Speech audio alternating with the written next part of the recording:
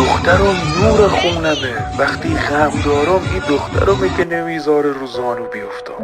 وقتی یه دنیا بریدم سی دل دخترمه که خمه یه طوری به زندگی بس میکنم. اصلا وقتی سنگم رو سنگ دنیا بند نمیشه حقیقت این دخترمه که سنگام با دنیا وا میکنه.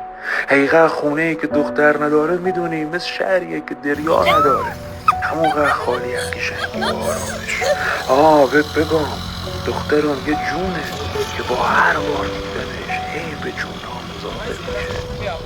روز دختر مبارک تویی که یه تنه برا رویاهات میجنگی. مبارک تویی که اونقدر غرق کار و هدفاتی که فرصت هیچ حاشیه‌ای رو نداری. روز دختر مبارک تویی که تو این جامعه با این همه محدودیت، با این همه خط قرمز داری تلاش میکنی موفق باشی.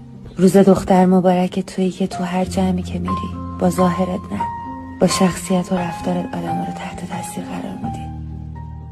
علی رنجبر.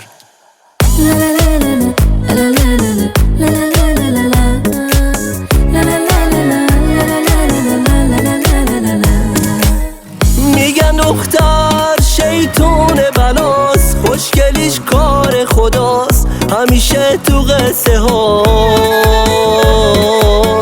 میگن اون ناز و کرشمش، اون نگاه و عشقش جوری دل میبره با فدای چشماش.